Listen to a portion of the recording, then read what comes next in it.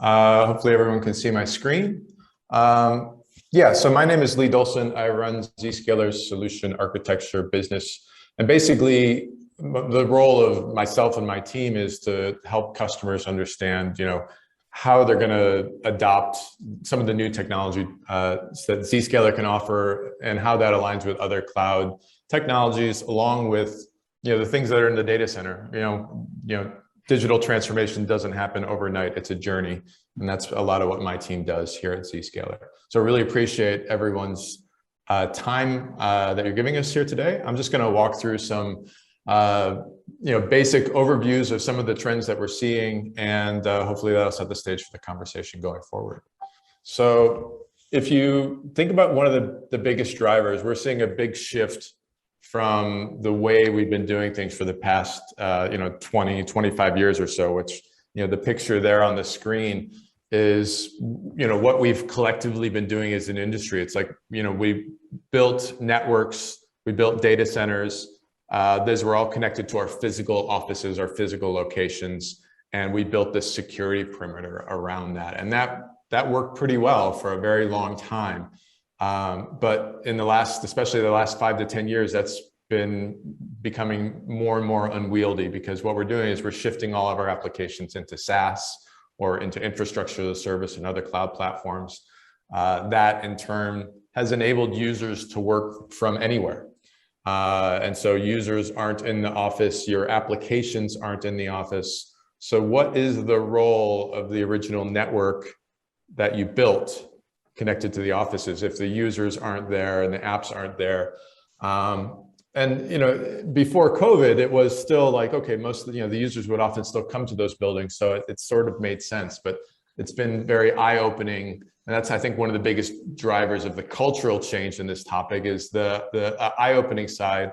For a lot of organizations, COVID happening wasn't actually really, a huge issue, because there was already so much cloud adoption. A lot of organizations were really able to quite rapidly pivot.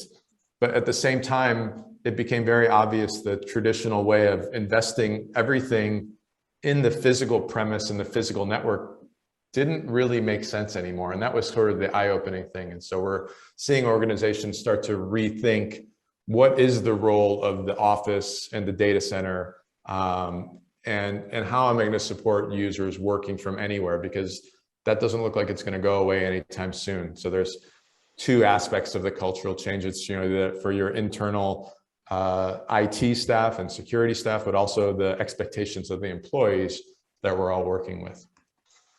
And so a big part of that, to embrace this, though, is zero trust.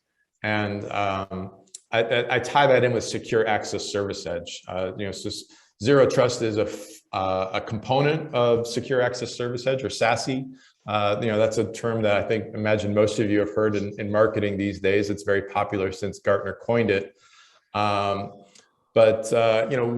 is SASE? And I'd like just to go over that. So if you think about, again, the traditional network, and the original reason we built the network was 20 years ago, there was no ubiquitous internet, right? You had to build a network in order to deliver applications to your users. And if there was a customer or a third party, they would come to your physical building to interact with probably a member of your staff to interact with those applications, but it was all very much tied to the network. But as new use cases expand, we have all these other expectations, where customers are not in the network, workforce isn't in the network, the applications aren't in the network. But historically, what we've been trying to do is plug all these new use cases into the network, because that was the focus of the investment. And as you can see, the circle in this diagram, in this mesh, you can't make that work. It's actually impossible to make it work.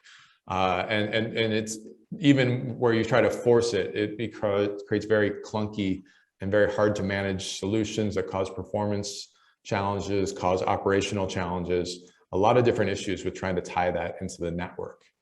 So, SASE is the idea of, using the cloud, because the big difference between now and 20 years ago is internet is very ubiquitous. We have, here in Singapore, everyone's got like 1 gig to the home or fiber to the home, even if you don't have 1 gig of bandwidth, and 5G is coming around.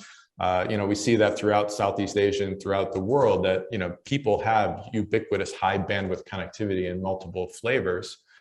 So we don't actually need a network anymore in the sense that we needed it before. Sure, you have physical buildings and locations where you'll need to have a network there, but you can think of, it's really about pivoting and realizing the internet is there as a network all the time.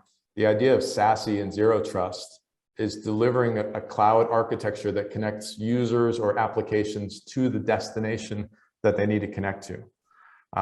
So, this is a very fast architecture because it's built into the internet. You don't need to go provision, WAN circuits and different things. Internet is very easily available and it's distributed, so you can enforce your policies close to the users and where the applications are hosted. It does allow organizations to be very agile because essentially a branch or a user is connected to this infrastructure using software-defined perimeter concepts and Zero Trust concepts. So that's, SDP, SD-WAN, and all your security services are then in the cloud, including your Zero Trust. And it is secure because this model is a native Zero Trust model. It is a least privileged model. And part of the SASE piece also is the security of being able to do inspection of the payloads, both protecting the users if they're connecting to high-risk internet destinations, but also protecting your data, ensuring data is only able to be uploaded and shared in the proper way in sanctioned SaaS tenants. So with this concept, that's the idea with Zscaler, is we can essentially sit as this exchange where we can provide these SASE and Zero Trust concepts. We're sitting there in the cloud. So that's kind of the fundamental idea with Secure Access Service Edge and Zero Trust. This is one of the key things I've seen other CIOs and CISOs echo this as they've internalized some of the Gartner language, is that user identity ultimately becomes your perimeter. Because a user, they could be working at home. When we start traveling again, they'll be working from cafes and hotels. But the identity of that user fundamentally is the perimeter of your network. And really, network and security do converge. And that's one of the interesting things, is the convergence of the networking and security, ensuring that those two teams are working together. But it's a lot of the burden of security then is, instead of building that as stacks of appliances that you put in your data center, we're shifting that to the cloud, making your actual branches, your, wherever users are, very, very lightweight, just connecting them to those services. And so, the other thing with Zero Trust is this is eliminating the attack surface, because, and there's two elements of attack surface. There's like the public space, anything you're advertising publicly, of course, is attack surface. You need to buy DDoS and invest in data center security. So, and part of Zero Trust is taking that away. But it's also using Zero Trust even for, what was the traditional inside the network, where also if a user is inside your network today and they get compromised, they can go laterally, the attacker can go laterally inside the network. So every firewall is an attack surface. Every firewall in a traditional security model is expanding your attack surface, giving the attacker access to the network on the other side. In a Zero Trust model, users only talk to the SASE Zero Trust service. Likewise, wherever your applications are hosted, whether they are in the data center or whether you've shifted them up to the cloud, they only talk to that Zero Trust architecture. And so this is the software-defined perimeter. And I think when when people talk about Zero Trust, there's multiple ways to think about this. But in Zscaler's definitions, this is least privileged and never connecting the users to the network. So there's no lateral attack surface. We also consider the internet itself as part of that Zero Trust and providing the controls and the security for users as they connect to SaaS, as well as unsanctioned internet. So as we see this from a vendor space, there's kind of multiple approaches that different organizations have taken. And the Netflix analogy is kind of a good one that we see in the marketplace. I don't know if, I know this analogy doesn't actually perfectly work in Asia, so I have to explain. that Netflix, before they were the famous streaming service they are today, they were a DVD mail order rental service in America. So they did have they were a cloud vendor in those early days. You would have an internet app that you would choose your DVDs and they'd show up in your mailbox. And you had like unlimited DVD rental. So when Netflix realized they needed to shift to a hardcore, pure cloud, they could have decided, well, we have all these DVDs, let's just put a bunch of DVD players and streaming encoders in the cloud, and maybe we can do it that way. But that would not be a scalable solution at all. They completely re-architected how they did things, built things from the ground up. But what we actually see from a competitive landscape is there's a lot of security vendors out there that are building on-premise security, and their various security widgets. You can think of them like a DVD player, right? Like it's an appliance that maybe they virtualize, but it's still running fundamentally the same. That model doesn't really scale. There's a lot of challenges with that model. I mean, you can get it to work, but not at scale.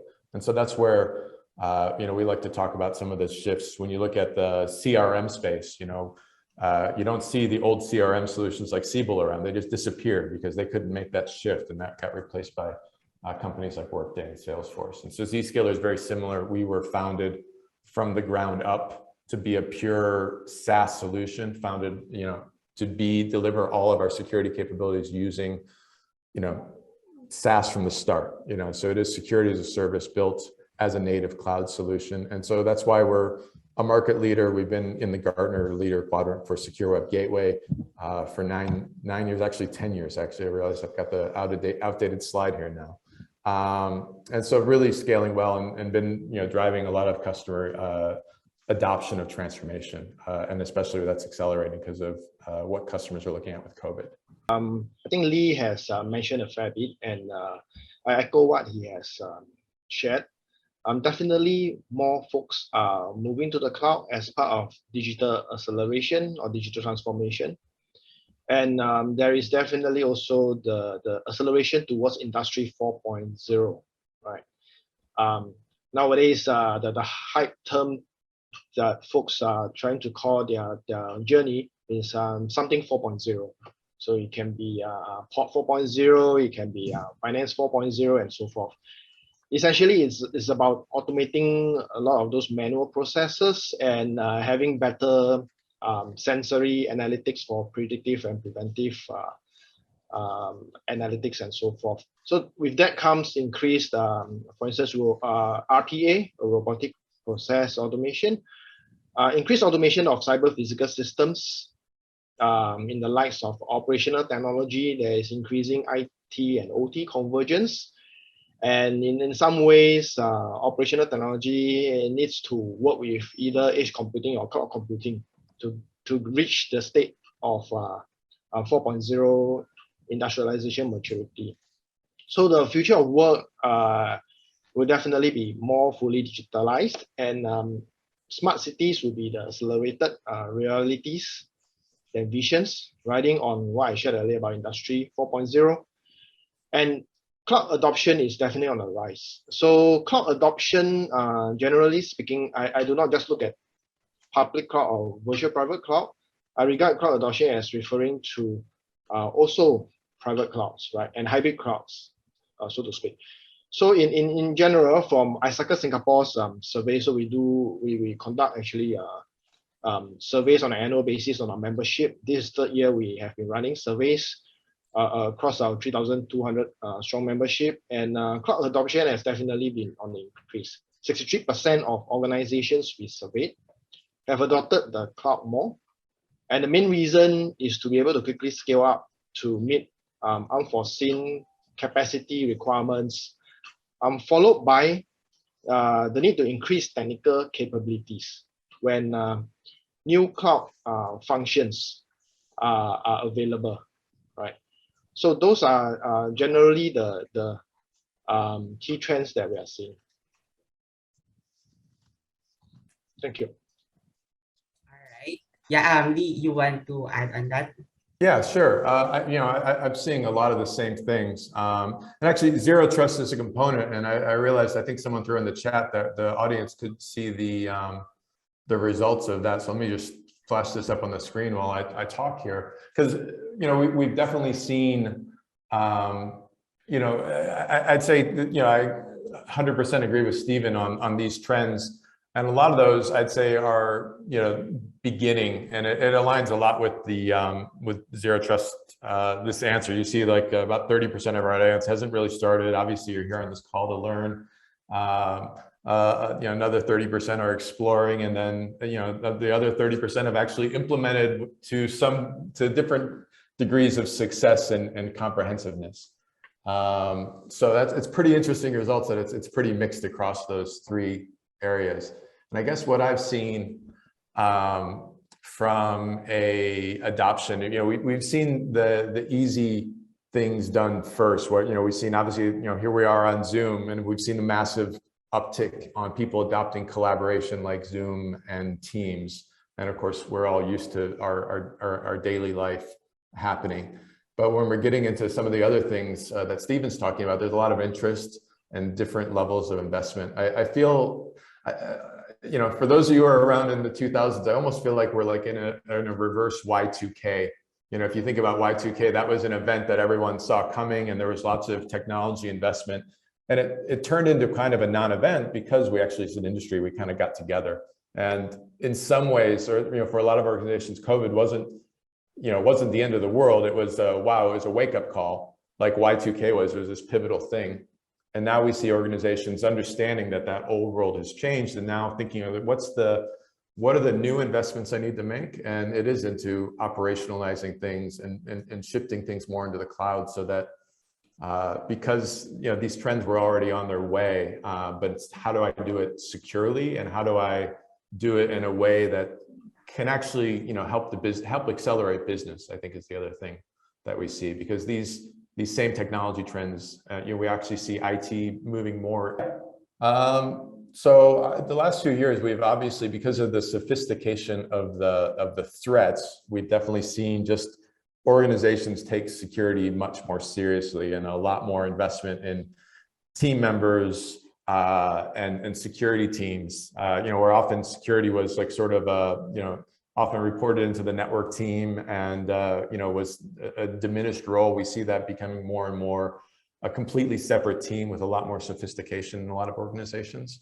So that's been exciting, but there's a skill gap there, and understanding, and I see different organizations looking at that in different ways, and you also have to think about the old ways of thinking about security versus the new ways, because all of this cloud adoption does create a new sort of landscape of risks. And so you need to think about not just the traditional ways of security and how you're going to migrate that into cloud, but also as you adopt these new technologies in the cloud, how are you going to ensure that you're adopting secure practices in the first place? And some of that is Zero Trust, but some of that is also looking at other technologies that are leveraging the cloud's ability to sort of self-audit. So where you see new acronyms like CSPM and CIM, where you're actually leveraging the power of the cloud to automate the analysis of your security, is another piece of that. So it gets really interesting. The landscape is shifting. So security is becoming very different, but it's also exciting because people are looking at it as much more a critical part of how things are done versus an afterthought. Thanks. Sure, I definitely concur with Lee on that increased threat landscape. When I look at this question, I will approach it from the usual TVRA perspective. And we know Sun Tzu's famous saying that a lot of CISOs like to quote, which is know your enemy, know ourselves, and we win all battles, right? So your first question really is embodies the threat landscape, the global pandemic itself, and how the industry has moved towards increased digitalization, right? So with that increased digitalization, definitely there is a larger attack surface, right? Where as what Lee has pointed out in his slides, the boundaries of the corporate network has already been extended beyond office buildings into less protected digital homes. And IT and OT has increasingly they are getting converged, and the boundaries are grayed out as well. So with the increased attack surfaces, hackers are targeting hastily established but misconfigured cloud setups. For those folks that have not embarked on the digital transformation journey before COVID, they would have to hurriedly rush out to set it up, right? Either that or they have been deploying badly secured VPN systems, and we know for a fact that during the COVID period, VPNs are a target of attacks because it is a juicy conduit, right? And we have seen breaches in many various brands of VPNs exploiting vulnerabilities that have not been patched timely enough, and really secure authentication systems, right? Using just single factor authentication and not using MFA. And of course, we have been seeing a lot more ransomware-based attacks. And if you look at the attack queue chain or the modus operandi of hackers, they have been relying on either phishing emails or malware-infected emails or attacks through VPNs, virtual private networks, as well as weak credentials using perform through account takeovers and the password spray attacks to breach into to gain a foothold into the organization, and then through there start spreading their ransomware attacks. And most of these ransomware attacks are not just single extortion methods that we have seen years ago. It's not even now double extortion method, but triple extortion methods, right? So they don't just encrypt your data and ask you to pay a ransom to get your data back. They also threaten to leak your data, right? That's the second extortion method. And if you don't pay them, and third and last is that they will also combine it with other forms of threats like DDoS attacks. DDoS is not new, but the distributed denial of service attacks are not new, but they have increasingly been ingrained into this triple threat kind of attacks, right? To entice the organization to pay up. And ransomware attacks are increasingly becoming sophisticated. We are seeing more fowlers kind of attacks. Traditional antiviruses are no longer adequate. You need, they are using living off the land, what we call LoftBin, living off the land binary attacks, where hackers use software that are already residing on your systems. Like if your system administrators are using WMIC's CORS, Windows Management Interface, or PSExec or PowerShell, right? PowerShell is very commonly used to manage endpoints and so forth as a means of attack. And the antivirus is not going to quarantine a legitimate PowerShell, right? But the PowerShell is used for lateral spreading and credential harvesting. Hash attacks, hash kind of attacks.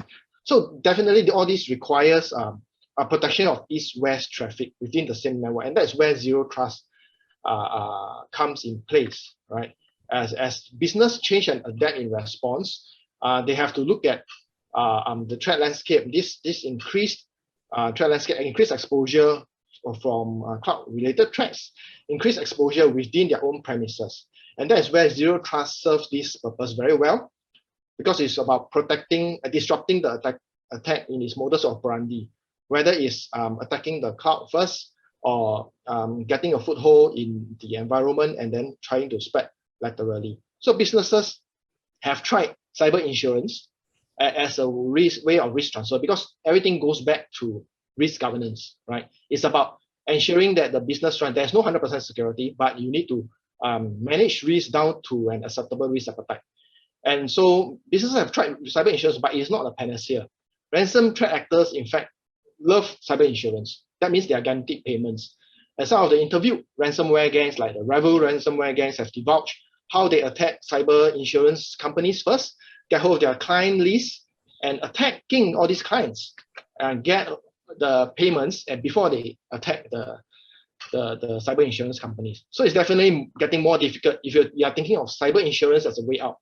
because due to exponential premiums and further limitations on coverage. Therefore, organizations are definitely shifting investment into the zero trust strategy, focusing on the detect, respond, and recovery in an assumed breach approach, right, as part of an overall zero trust strategy. Because if we strongly believe that it's not a matter of if but when incidents will happen, it's not about preventing a breach, it's about getting breached, but being able to disrupt the attack before the attackers can laterally pivot into the crown jewels and cause major business impact. Thank you. Yeah, thanks, Stephen. You reminded me of a couple of points that I should have made, because that's absolutely what we see too. And I think that's part of the advantage that we try to deliver with the cloud. Like the VPN example, we see there's two elements of that. Like you're absolutely right. The VPN is a part of the attack surface. We also see a lot of organizations, because of the pain of users dealing with VPN, just putting your applications in the cloud behind a DMZ or a cloud DMZ. And those are, of course, attack surface in addition to the VPN that you've got to then patch and fix. And part of the concept with Zscaler and Zero Trust is actually fixing both of those, because we remove the inbound VPN, so you don't have an attack surface there. And then any applications where you knew who the users were, maybe you published that application because it was too hard to tell these users, either whether they're employees or they're third parties, you have to fire up a VPN to use this app. Oh, it's easier just to put it in the cloud. But then again, you have an attack surface. Maybe it's your customer records. And if that server doesn't have the right patches, or if there's some 0-day the attacker is aware of that's not published, they may be able to compromise that server. So by shifting those workloads to Zero Trust, you eliminate that attack surface and DDoS. And the other side of the VPN, it connects to your ransomware, because that traditional VPN model, if that ransomware is successful or some other threat is successful, and then, for a lot of organizations, users working from home means you're only relying on the endpoint security. If you haven't adopted some sort of cloud-based security, your first and last line of defense is the endpoint security itself. So there's two angles there. One, Zscaler doing that SASE is protecting the user against those ransomware attacks and attacks, giving you your network security back, but in the cloud. But like you say, even you have to assume breach. I can't promise hand on heart that Zscaler can protect 100% of the time. So that's the other piece of Zero Trust, is enabling least privilege, because now this user is protected, but assume a breach will happen at some point. This user, instead of having network access via a VPN type technology, Zero Trust is truly least privileged. This user only has access to those specific apps that they're authorized to. They don't have access to the same network where the crown jewels are sitting. So your risk is reduced by that way, and leveraging these Zero Trust principles of no network access. The challenges, I think we've talked a lot about this actually since we've answered the other questions. So it is, it is looking to what are the priorities. And I guess, again, like I mentioned before, every company, each one of you are different in terms of, what your staff do and how your staff do it. What's the percentage of knowledge workers, that people, that can, your back office versus front office, and people that are, factory floor, or, in healthcare, people that have to be in the hospital. So like, what's that new model look like? And figure out together with your employees, with your vendors, what's going to drive the most success, drive out, the kind of some of the legacy costs and where you can pivot, but also increase your security, buy down on the risk, ensure you're compliant with whatever you do. We're happy to explore those discussions with you. Yeah, again, I concur with Lee. Embrace the new cybersecurity normal, right? Take a risk-based approach. Looking at optimizing risk, because as a business, you have to take some risk, right? So first, have clarity on where your risk appetite is, business risk appetite, and then you can focus on aligning the projects or the program, cybersecurity program that you are putting in place to those deliverables, right? Take a Zero Trust and assume breach approach. That I think we have belabored the point quite a fair bit earlier. And definitely all this risk assessment and management is very important. So we are also looking at a lot more focus on supply chain, software supply chain attacks.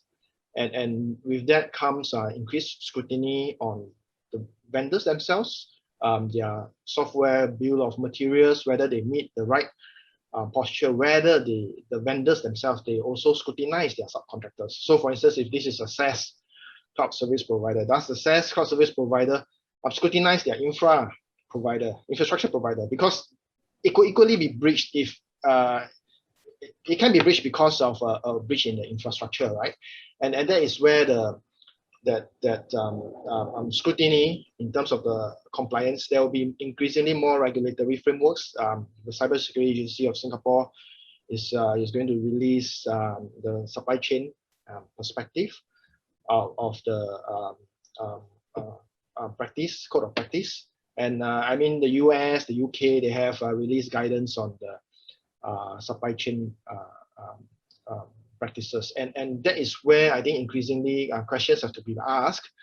If I were to engage a vendor, some of the questions I'll ask, besides getting that SOC 2 opinion report, whether it's qualified, unqualified, or some other observations, it would also be going beyond looking at vulnerability assessment, penetration testing reports, also into that assumed breach perspective. What does it mean? It means I would ask the vendor if there is a reported breach, like what happened to SolarWinds or Kaseya, right? From the time they detect a breach in their environment, how fast are they going to inform me as an end user? Why do I want to do that? Again, it goes into disrupting the attack. Yeah.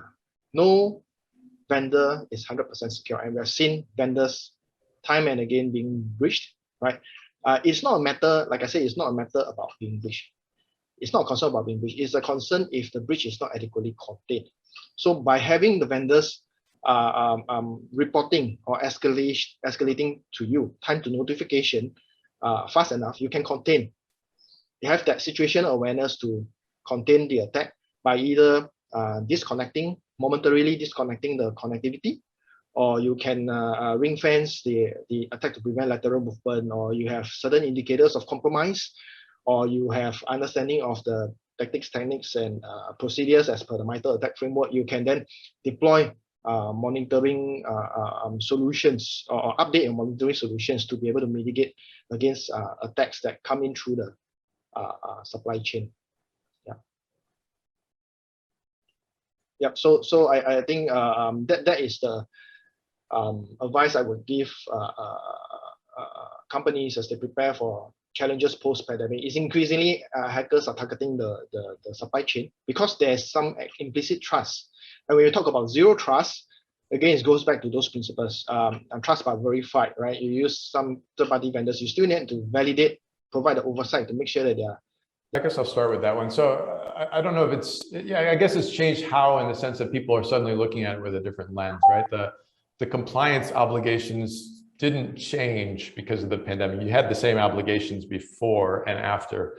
But I think what changed was there was probably a lot of scenarios where when you considered work from home or work from anywhere, there were flows in organizations that were already happening because of cloud adoption that probably weren't compliant. And I think what the pandemic opened up is, oh, your compliance applies all the time. And if you hadn't figured out how to be compliant for this particular use case, when users working from home and they're connecting to some app, you've got to rethink. You've got to rethink it. You've got to look at technologies that allow you to be compliant as you adopt more and more work from anywhere. You know, the compliance can't be, oh, I attach my compliance to the office in the physical building, and it's not something I worry about when the users are away, because that's a small percentage. Now it's been all the time for the last 2 years, and it's going to be a very, very large percentage of the time going forward. So it is around understanding what are the technologies you can invest in that are going to make it easier to comply. And so, Stephen mentioned GDPR earlier, and that's a common one that we run into. You think of GDPR as a European compliance, but if you do any business with European citizens, if you have European employees in remote offices, all those things apply to your GDPR compliance. So most companies everywhere in the world have an element of that. And then there's similar compliances. We see a lot of companies copying Europe with, here in Singapore, it's PDPA and different compliance around the world. So ensuring that your investments about knowing where data is stored, how you can control the data, how you can meet those compliance obligations. It can be very challenging to do when you got user data stored in text files and like 1 million different devices all over the world. So you want to think about solutions that really help you easily tick the box on those compliance obligations. And then you got the security compliances and all those things as well. So again, technologies that can help you deliver those compliances wherever the user is to that they don't have to be tied physically to your office. That's important. Yep. Yeah, to add on to what Lee has shared, definitely with the pandemic, there's increased digital transformation initiatives. Folks who, like we shared earlier, there's increased cloud adoption. And with that, it means that more assets are in the cloud and therefore needs greater protection, whether from a security perspective or a regulatory perspective. So the compliance comes in multifold. From a regulatory perspective, I think Lee has mentioned GDPR and different regulations around the world. Now in China, you have PIPL. There's another kind of worms as well. So from a security perspective, you would expect to see, like I shared earlier about SOC 2 reports. You may be able to see CSA Star, Cloud Security Alliance reports, or ISO 27017 or 27018 compliance reports. So from an end user perspective, vendors, I think like what Lee has rightfully put it, make it easier, like you can have a checkbox. That definitely helps for vendors who have published a page where they list out all the different compliances that their setup has been able to meet. That really helps in meeting those regulatory requirements and therefore reducing the regulatory risk itself, right? As more folks embark on the cloud first journey. Yeah. Well, thank you, everyone. I really appreciate all the time and the interactions today. It was a really good session. Thank you. Thank you, Stephen. Thanks. Take care. Stay secure. Bye.